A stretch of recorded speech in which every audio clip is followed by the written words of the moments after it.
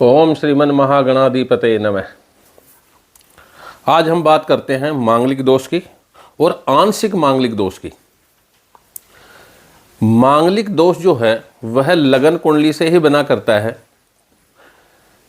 मांगलिक दोष यदि लगन कुंडली से बन रहा है तब हम चंद्रमा से भी और शुक्र से भी विचार करते हैं।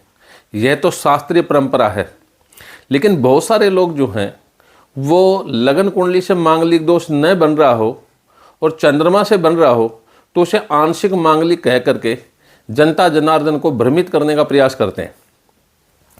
क्योंकि शास्त्र का वचन है, लग्ने वेच पाताले जामित्रे चाष्टम कुजे कन्या भर्ता विनाशाय भर्ता कन्या विनाशनम। अर्थात लगन से देखने पर यदि मंगल जो है वह लगन में चतुर्थ, सप्तम, अष्टम और द्वादश इन 5 भावों में स्थित हो तो मांगलिक दोष बनता है। अगर लगन से मांगलिक दोष बना तो आप चंद्रमा से भी इसी प्रकार से देखें कि चंद्रमा से जहाँ चंद्रमा स्थित है उसी में अगर मान लीजिए कि मंगल बैठा है, उसे चतुर्थ, सप्तम, अष्टम और द्वादश भाव में बैठा है। शुक्र से भी इसी प्रकार से विचार करते हैं, न कि चंद्रमा से विचार किया जाएगा अगर लगन कुंडली से नहीं बन रहा है तो।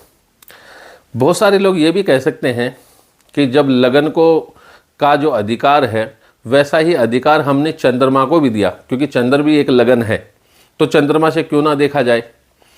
तो इस प्रश्न का उत्तर यह है कि महर्षि पराशर जी आगे चल कर के जब कुंडली मिलान की व्याख्या कर रहे हैं तो एक जगह एक सूत्र आता है, लग्ने चंद्रज्ञ बुध शुक्रेशु बहु सौख्य गुणान्विता जीवे तत्राति संपन्ना पुत्र पौत्र सुखान्विता।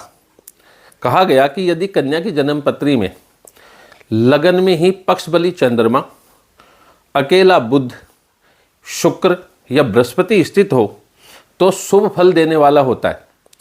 क्या कहा? लग्ने चंद्रज्ञ बुध शुक्रेशु बहु सौख्य गुणान्विता। अर्थात किसी की भी लगन कुंडली में पक्ष बली चंद्रमा, बुध और शुक्र हो तो ऐसी कन्या बहुत सुखों से संपन्न हुआ करती है। जीवे तत्राति संपन्ना पुत्र पौत्र सुखान्विता। अगर कन्या की जन्म पत्री में लगन में ही बृहस्पति स्थित है तो ऐसी स्थिति में बहुत सुख पाने वाली, पुत्र और पौत्रों का संवर्धन करने वाली कन्या होगी। तो अगर महर्षि पराशर जी को चंद्रमा के आधार पर कहना होता तो यहाँ लगन शब्द क्यों प्रयोग में लिया गया? इसलिए यह एक भ्रांति है। चंद्रमा से कभी भी मांगलिक दोष नहीं देखना चाहिए। जब लगन से मांगलिक दोष बने तभी देखने की आवश्यकता है। दूसरा एक और विचार कर सकते हैं कि जन्म पत्री में 12 भाव होते हैं, उनमें से 5 भावों में जब मंगल स्थित हुआ तो मांगलिक दोष बना। अगर इसको प्रतिशत के आधार पर निकालें तो 42% से ऊपर भी जाकर के ये स्थिति बनेगी कि जितने भी हम लोग हैं, जितने भी जनमानस है, उसमें 42% जो लोग हैं वो मांगलिक दोष से पीड़ित मिलेंगे।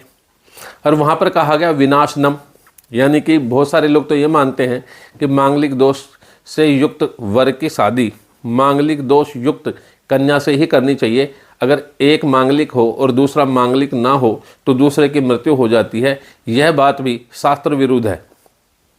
तो हम बात कर रहे थे 42% लोग, तो 42% जो लोग हैं वो लगन से ही मांगलिक दोष के आधार पे बन जाता है। अगर हम चंद्रमा से भी इसका विचार करेंगे तो ये प्रतिशत कहाँ जा कर के ठहरेगा? इसलिए शास्त्र का जो मत है वह लगन से विचारणीय है।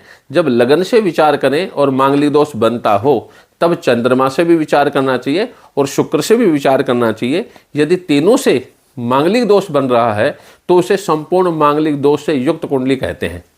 इसलिए आंशिक मांगलिक शब्द ज्योतिष शास्त्र के किसी मानक ग्रंथ में लिखा नहीं है। इसलिए इस बात को लेकर के न तो विद्वानों को, न ज्योतिष के छात्रों को, न जनता जनार्दन को भ्रमित और आशंकित होने की आवश्यकता नहीं है। जय श्री कृष्ण।